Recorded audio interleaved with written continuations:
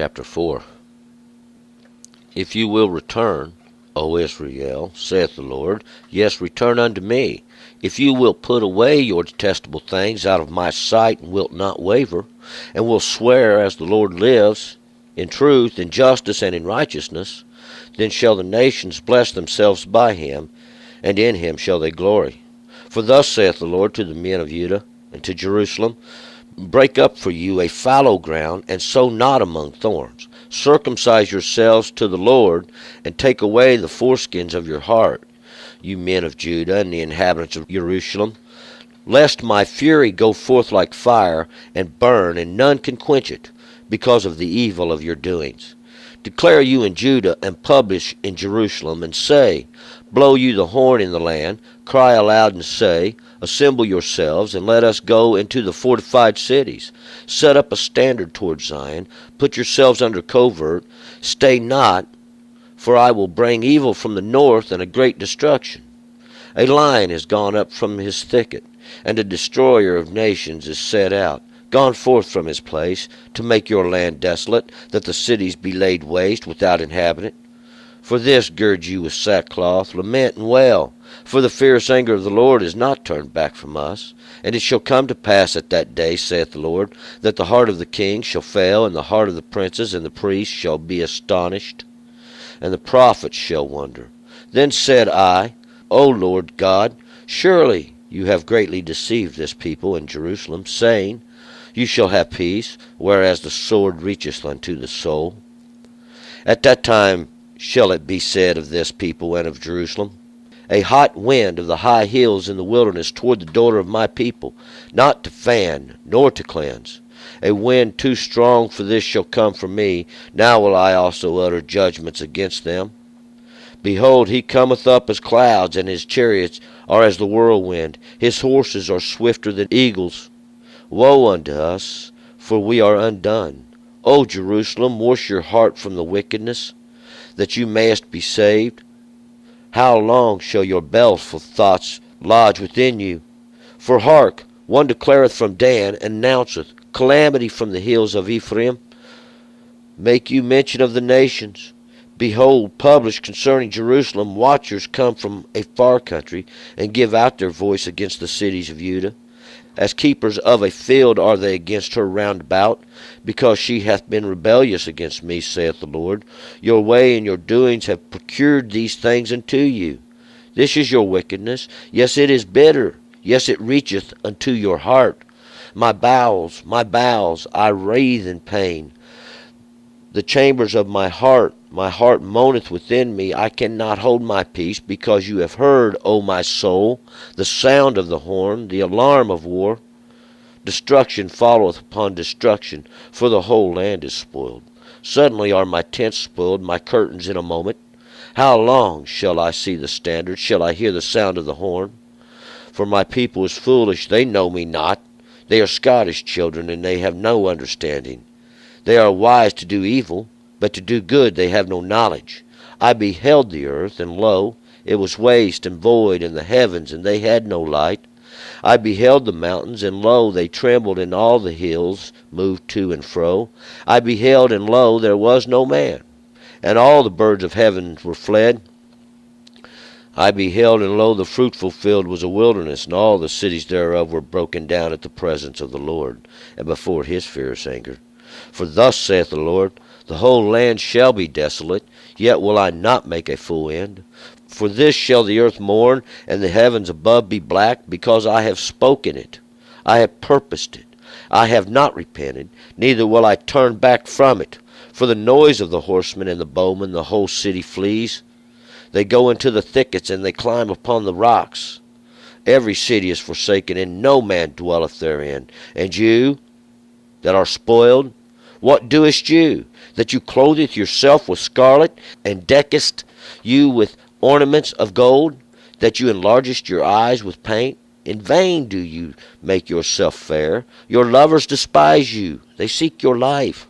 For I have heard a voice of a woman in travail, the anguish as of her that bringeth forth her first child, the voice of the daughter of Zion, that gaspeth for breath, that spreadeth her hands. Woe is me now, for my soul fainteth before the murderers. All right, let's go back up to verse 1. Now in the last chapter, we learned a little bit about this comparison that Jeremiah uses.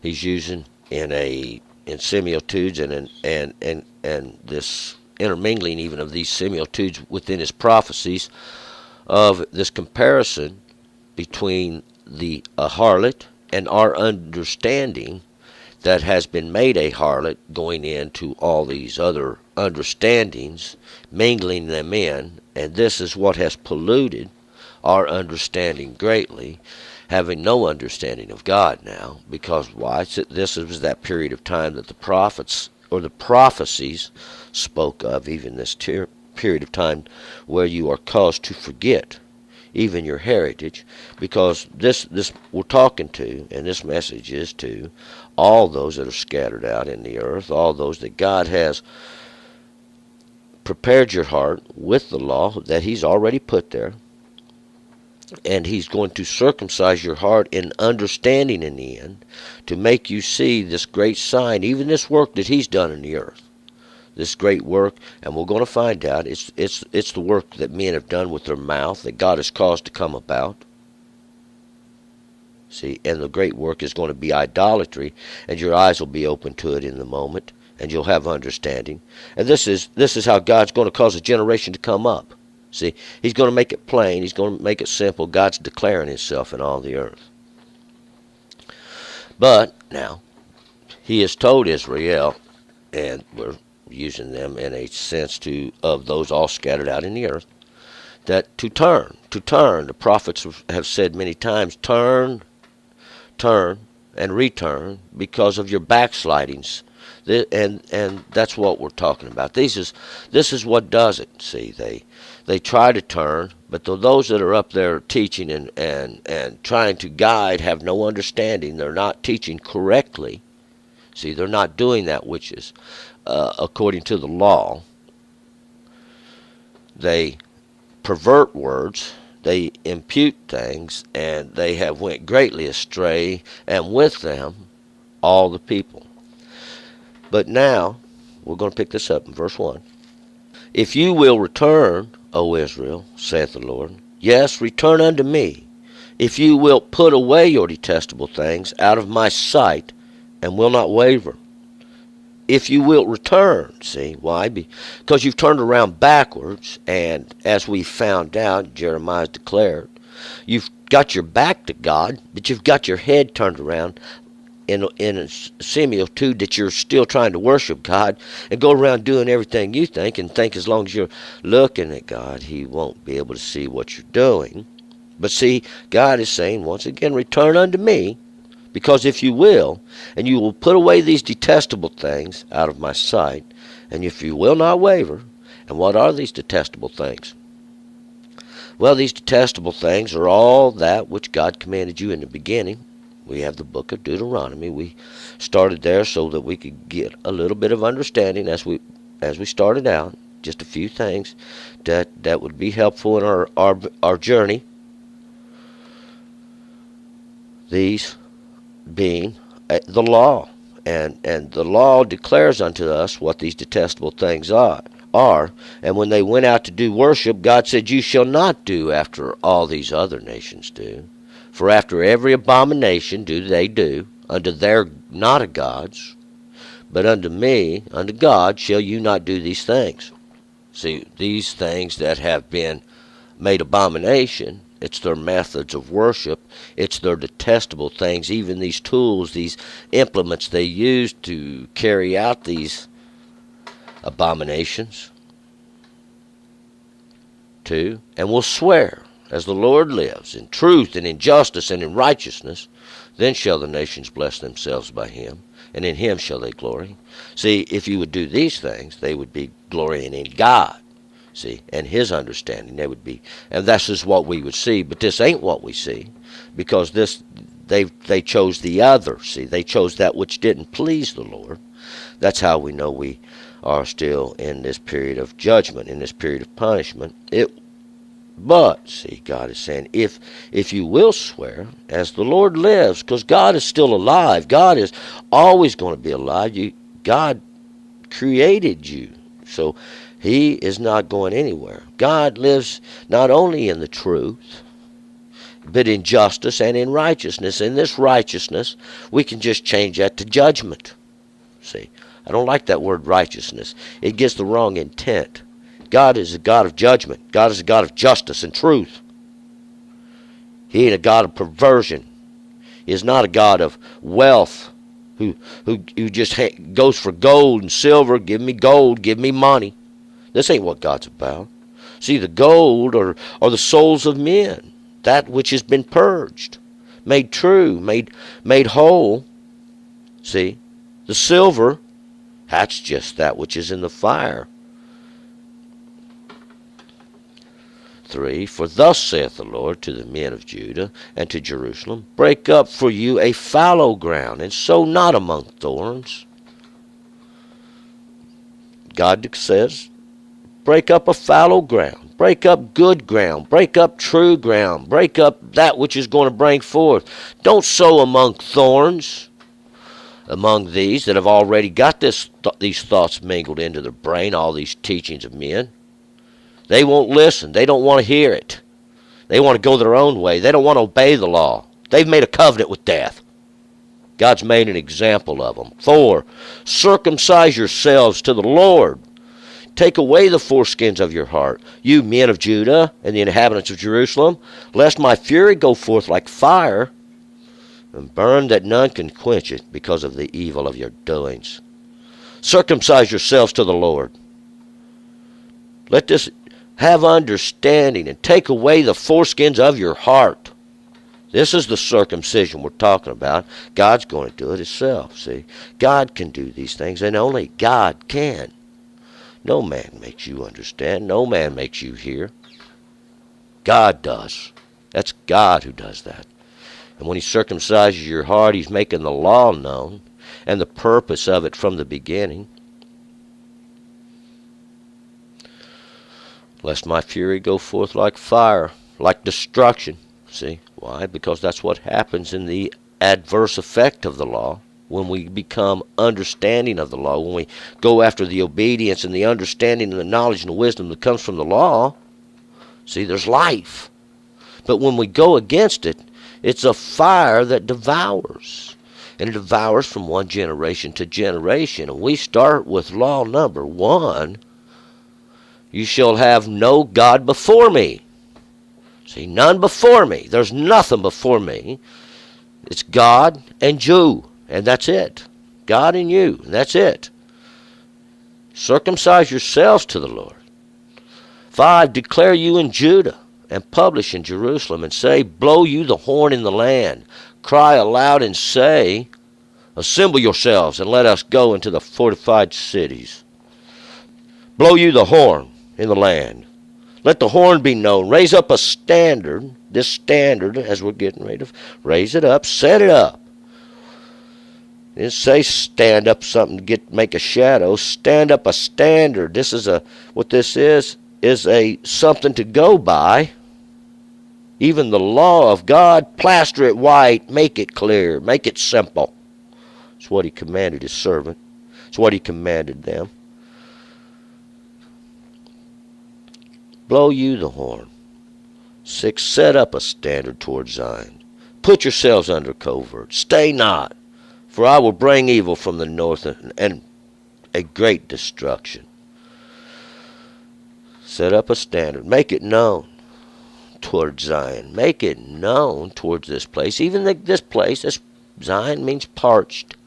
But it's parched for a reason, see. God did this for a reason. It's this place of punishment. It's this place He punishes for a reason.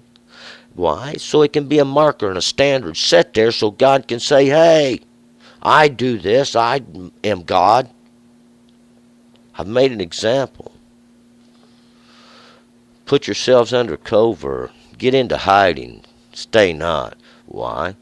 Because God's going to bring a destruction, and get in your little tabernacles there. Just for a moment, He said. Because God's going to send destruction. It's not a pretty day. 7, a lion is gone up from his thicket, and a destroyer of nations is set out, gone forth from his place to make your land desolate, that the cities be laid waste without inhabitant. A lion, a young lion even, strong, mighty, he's gone up from the thicket. These thickets, even these places of thorns. A destroyer of nations is set out. A destroyer of nations. See, once again, we have this nations of Israel that Babylon went out to destroy. See, but now we also going to have the nations of Babylon that understanding shall go out and destroy. 8, for this gird you with sackcloth and lament and wail, for the fierce anger of the Lord, it is not turned back from us. Gird you with sackcloth, because it ain't over. And wail, this fierce anger of the Lord. It shall come to pass, 9, it shall come to pass at that day, saith the Lord, that the heart of the king shall fail, and the heart of the princes, and the priests shall be astonished, and the prophets shall wonder. Wonder what God has done. What has he done? This great work that God has done. See, your king's going to wonder. The princes are going to fail. These priests which you have anointed that had no business being priests. Anybody want to be a priest? Just, you come on up here. We'll give you some papers. You'll be a priest. It don't work like that. Never has. Never has, see. It never will. 10. Then said I, O Lord God, surely you have greatly deceived this people and Jerusalem, saying you shall have peace, whereas the sword reacheth unto the soul. See, because this is what happens. See, you've been greatly deceived. Everyone, guess what God says he's going to do? We're going to find, Jeremiah's going to declare this. See, Jeremiah's declaring this. This people is greatly deceived. All of them. And this place of peaceful teachings. Why? Because you say you shall have peace. Who is the prophet that declareth peace? When you get peace, then we'll know he's a prophet. Because the sword now, it just reaches unto the soul. You thought it was flesh. You didn't understand in the beginning.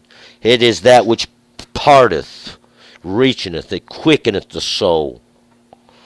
It's the law of God. At that time shall it be said of this people and to Jerusalem, a hot wind of the high hills in the wilderness toward the daughter of my people, not to fan nor to cleanse. A hot wind. What is it? It's the destroying wind of the law. It's the fire of God, his breath of God. Upon the high hills and in the wilderness. Upon the high hills, these highly exalted places, not just these little places, these high ones even, in the wilderness. Those places where the words drive out. That's what made them a wilderness. They went against the word. To the daughter of my people, Jerusalem. 12, a wind too strong for this shall come from me. Now will I also utter judgments against them. And this wind, this ruach, it's an understanding. It's an understanding even too horrible. That's what's going to come to God. He don't want to enter into punishment, but he will. And he also utters his judgments against them. Speaking constantly, showing you it's coming about. Look around, open your eyes and have understanding.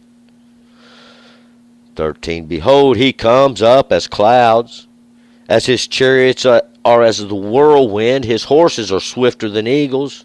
Woe unto us, for we are undone. God has caused this to happen, see. Cometh upon clouds, he cometh in confusion, his chariots, these war machines even, are as a whirlwind, a wind that's just twirling and throwing and casting about. It's a tornado.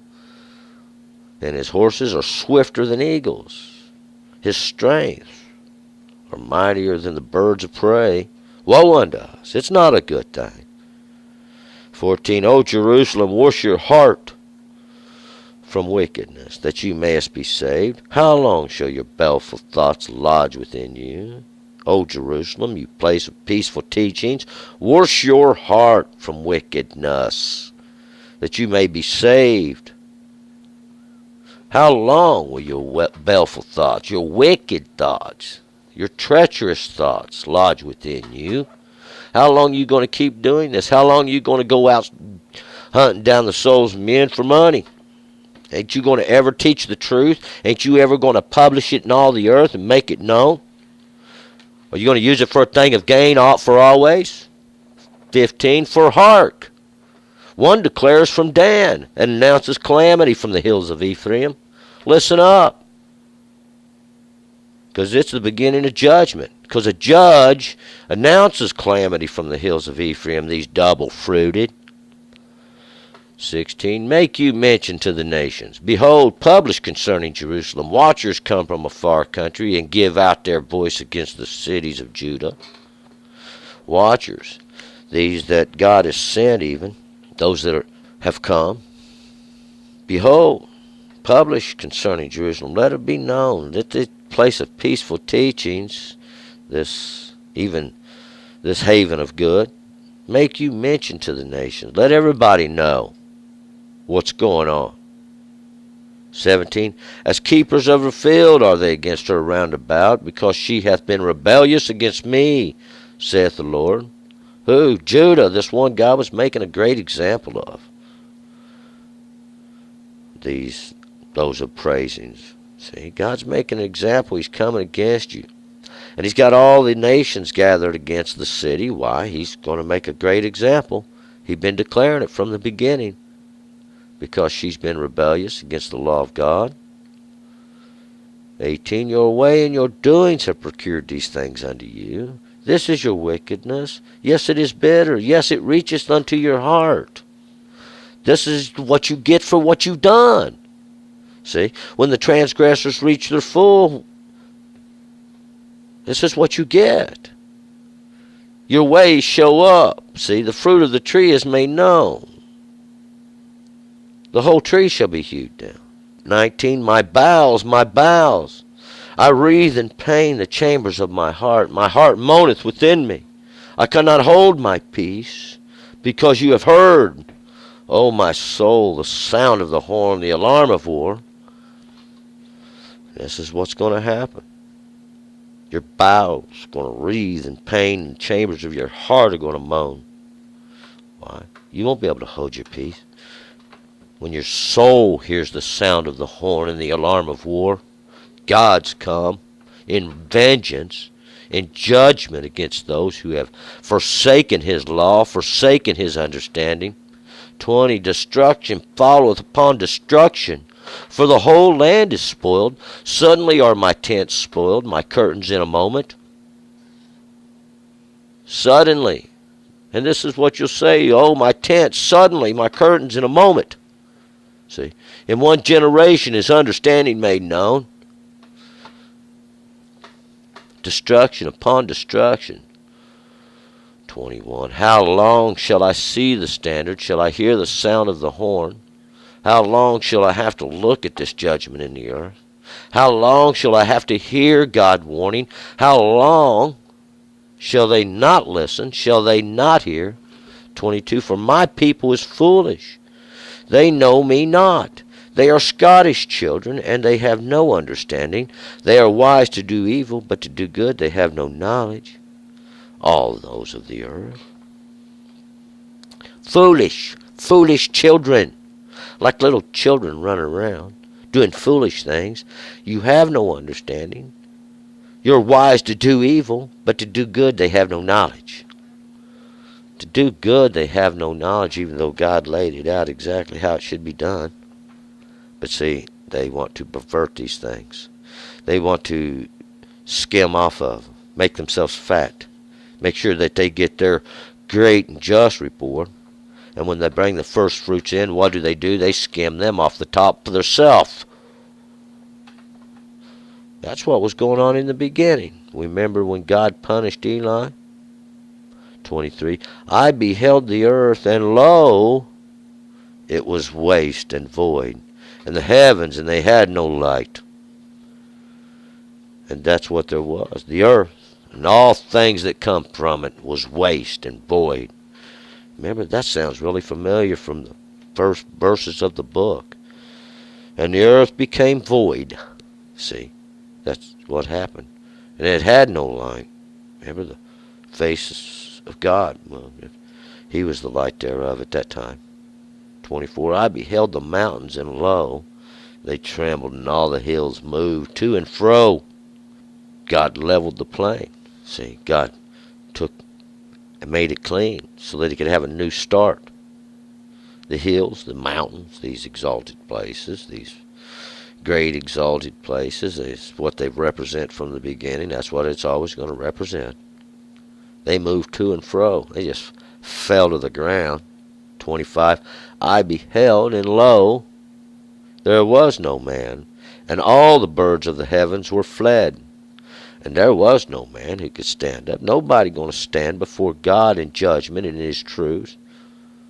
Behold these same things, and all the birds of heavens will flee. All these fowls of the heavens, these that come to devour, these that are unclean, that cast their shadow over their prey. 26. I beheld, and lo, the fruitful field was a wilderness, and all the cities thereof were broken down at the presence of the Lord and before his fierce anger. The fruitful field, this place of beauty, even this that was outside of Jerusalem, these places where they would harvest their fruit, their nuts, and all that which was good. A great harvest even. See, that's what we're talking about, a fruitful field, a field that brings forth much, was a wilderness. A place where the words would have to drive out, even again. And all the cities were broken down in the presence of the Lord. All these cities, all these places that had their watchmen set up, they're broken down and gone. 27. For thus saith the Lord, the whole land shall be desolate, yet will I not make a full end. God ain't going to make a full end. He's going to bring all this about, and you can count on it. You may not get to live to see it, but no, it surely does come.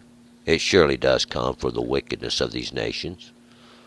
28. For this shall the earth mourn, and the heavens above be black, because I have spoken it. I have purposed it. I have not repented, neither will I turn back from it. And the whole earth shall mourn, and everything that comes from it. Every animal, every tree, and the heavens will be black. See, there will be no host of worship no more. God's going to destroy it all in understanding, by the law, even by your disobedience. If he has to destroy everything, that's what he's going to do. It's already set on a wheel and set in order, for they don't repent. 29. For the noise of the horsemen and the bowmen, the whole city flees. They go into the thickets and climb upon the rocks. Every city is forsaken, and not a man dwelleth therein. The noise of the horsemen, well, these are the ones God sent. See, these are the ones God sent in strength. And the bowman, he that draweth the bow and let go at the arrow being truth, or non-truth even. The whole city does flee. The whole city flees. This place that's got a guard, those that set up there, they watch over. See, they watch over each city like a little flock. They go into the thickets. See, they run up into the briars to hide like a rabbit or a mouse, and climb up on the rocks. They're looking for a place to hide. Every city is forsaken. All these places, all this. Why? God is destroying idolatry. And there won't be a man to dwell therein. Not in these understandings. Not in the understandings of men anymore. See, this is the final conquest. See, this is the final. This is the great understanding of the promised land. That's where you shall enter. This is the land you was promised to inherit. land flowing with milk and honey, even that which comes forth from the obedience of the law, that which comes forth from this, that which comes forth from the teaching, the planting of good seed. 30. And you that art spoiled, what doest you? That you clotheth yourself with scarlet, that you deckest you with ornaments of gold, that you enlargest your eyes with pain? In vain do you make yourself fair. Your lovers despise you, they seek your life. And you, we've been pointing the finger, we've been talking about those for a while now. Then you stand up there in your ignorance, not teaching the law, teaching anything that'll bring you gain. That's who we're talking about, you that are spoiled. You the one God's trying to get his hands on. What do you? You dress up like a harlot with scarlet, and you deckest you with ornaments and gold, and you enlarge your eyes, you paint up your eyes, and you bat them like a harlot. This is what we're talking about. This is that comparison that's going on here. It's an understanding, and this understanding stands up there like a harlot, batting its eyes. In vain, though, do you make yourself fair. Your lovers despise you, and they seek your life. See, you're going to be made known. You're going to be seen for what you are. 31. For I have heard a voice as a woman in travail, the anguish as her that bringeth forth her first child, the voice of the daughter of Zion, that gaspeth for breath, that spreadeth her hands. Woe is me now, for my soul fainteth before the murderers. Just like a woman in travail, gasping, trying to bring forth, caught up, jaw dropped down now, trying to bring forth the first child. See, this is the child we're talking about. This is the child we're talking about, right here. Voice of the daughter of Zion. Zion, and the daughter of Zion, Jerusalem even. A generation even. She's gasping for breath, spreading her hands, trying to bring forth this child, but woe is me now. My soul fainteth before the murderers. This child, when it comes forth, they wait to steal it. They wait to take it. But they can lay hands on it. And now, what they do is hideous. They want to murder the child. They want to destroy the child. They don't want nobody to understand these things. They don't want nobody to have this knowledge. They want to destroy it before it gets out there, trying to maybe impute these things. I don't know. They have their own plan. They have their own agenda. God controls. See, they have no understanding of the Lord their God. He has already punished them. They are in their punishment, and they are for a witness. Turn and return. Let's go to chapter 5.